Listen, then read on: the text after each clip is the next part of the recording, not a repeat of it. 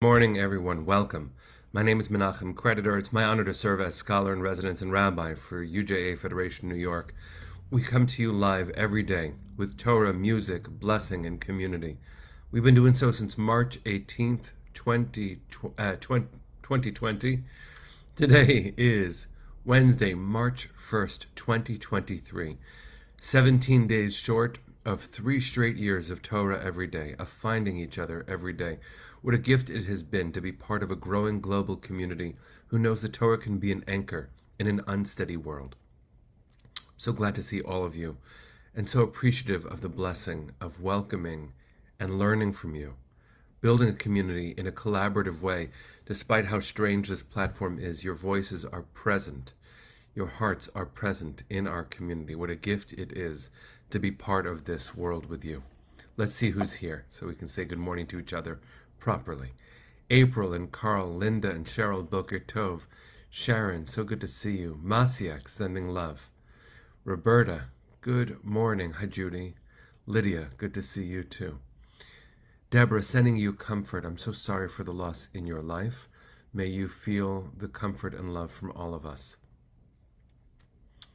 Kim, Minna, good to see you. Andreen, Linda, and Stanley. Hello, friend. Linda and Cecile, working my way down. Screen's a little bit jumpy. Arlene and Amy, Jacqueline and Natalie, Boker Tov. Hi, Arlene. Ron and Roberta, good to see you. Elise, welcome, welcome. Helen, Natalia. Penny, thank you. It is broadcast 746. That is quite a thing, isn't it, my friends? Let's take a breath, get ready for a blessing, learn some Torah. Good morning, Ron. Good to see you. Arlene, thanks for being Penny's apprentice in this way with me. Hi, Deborah. Good to see you. Hi, Ayala. Let's take a breath. Sing a bracha.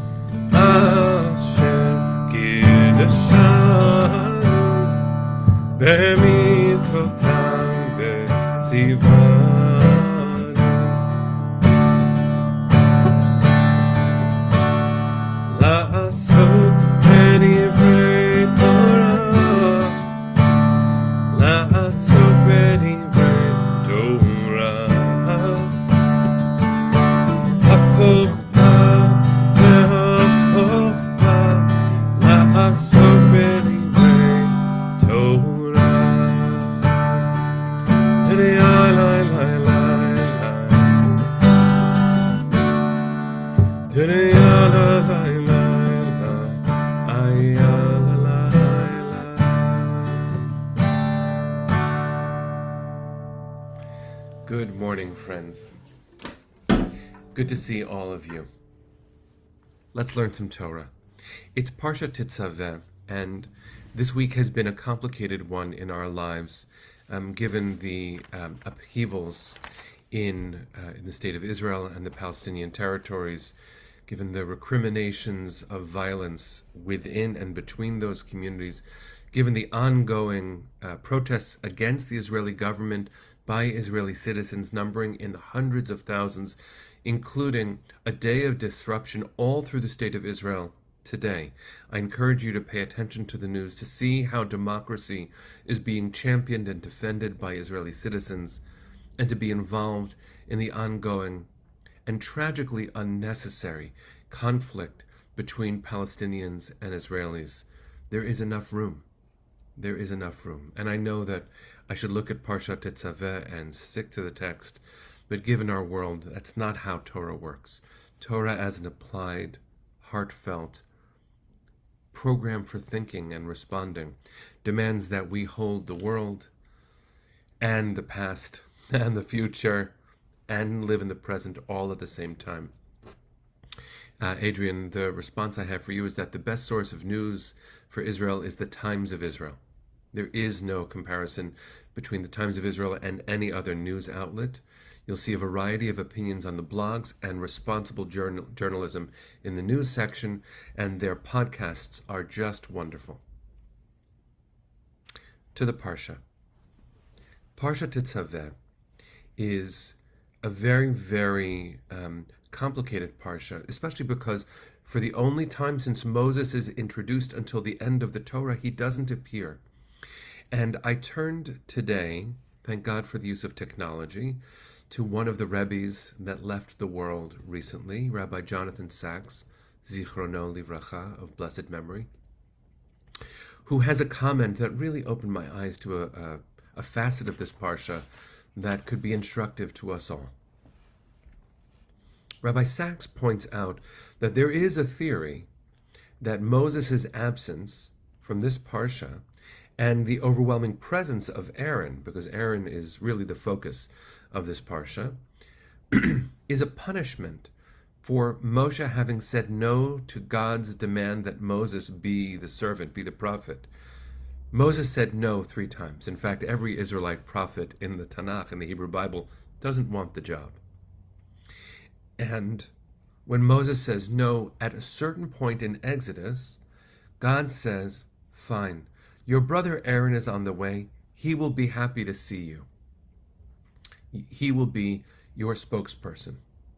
And that's part of how the partnership, or that's the entire way, that the partnership that Moshe and Aaron had through their lives began. And Rabbi Sachs points out something really, really important. How interesting is it, given the history in the book of Genesis, where siblings do not get along, and the younger always takes the prize, the birthright. You look at the stories of Cain and Abel, Isaac and Ishmael, Jacob and Esau, Rachel and Leah. You see how siblings in the book of Breshit cannot get along, culminating with Joseph and his brothers. But in this Parsha, we have the absence of one brother. I rarely think about Moshe and Aaron as brothers because they have such different roles. But in fact, and this is Rabbi Sachs's great observation of the Parsha, they're brothers who take turns. Even in the deeply complicated implementation of the plagues in Egypt, Aaron and Moshe take turns being the ones who activate the plagues. In this week's Parsha, the focus is on Aaron's role. Even though Moshe is not mentioned, he's the one who has to appoint Aaron to this role, and Aaron's role is to be the priest, something that Moshe is not. The Midrash suggests that had Moshe accepted the job from God faster, Moshe would have been both legislator and priest. And the tone of God's language to Moshe when Aaron re-enters the story back in Exodus, which is, your brother Aaron is coming, he will be glad to see you. Samach libo.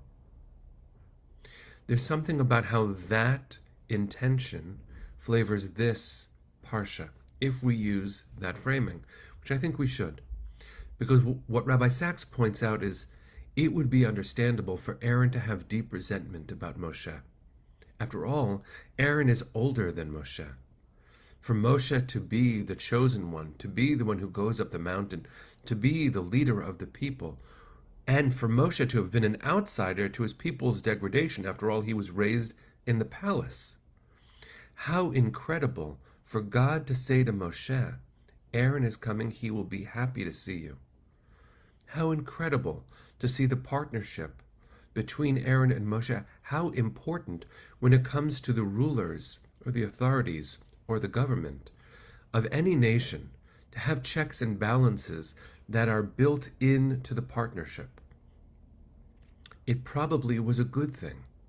It definitely was a good thing that not all the power was placed in Moshe's hands. Rabbi Sachs points out that the beauty of the partnership between Moshe, Aaron, and Miriam is that each has a different role. Moshe, the lawbringer. Aaron, the religious leader. Miriam, the prophetess, the artist, the organizer. These are incredibly interesting ways that leaders can function. And you imagine, given the history of Breshit, of Genesis, that it wouldn't necessarily go well. The fact that we can praise the memories of Miriam, Aaron, and Moshe to see how they stepped in to hold each other accountable and to pray for each other's health tells us that there can be a world in which partnerships, using family systems as the theory, partnerships between leaders can be successful. They can be a gift. They can be healing and healthy. In our world today, we are watching strains on the institutions of the state, be they in Israel, the battle between Knesset and the Supreme Court right now, and the people saying, let it be healthy. The world saying to the current coalition in Israel, you must keep this healthy. Well, that is a powerful demonstration of collective voice. So too in the United States, to see the ongoing struggle for equity and justice and health in the institutions of our state and on the streets of our nation. It is an incredible, challenging moment that we are living through, that we should see our voices as contributing to. There are models of health that this Parsha offers. Part of that is that Moshe demonstrates tzimtzum. Moshe's absence is itself a presence. Now, earlier this week, we discussed how an absence must be noticed. We must take the time to grieve. But this Parsha is not that. This Parsha actually is Moshe taking a pause from being in the limelight. Either he himself is taking a pause, or the Torah puts a pause on Moshe. Either way, what a gift it is to make room for other voices, for other leaders. I bless you, friends, to see yourself as a leader whose voice matters. And if you already know that you're a leader, I bless you to make room for others and to see what you might learn when they are in the center of the conversation. Mikol Talmidai Hiskalti, says a famous sage in Pirkei Avot, from all of my students have I gained. May we be blessed to learn from the world around us and to be part of its healing. Sing our way into a good day, friends. Here we go.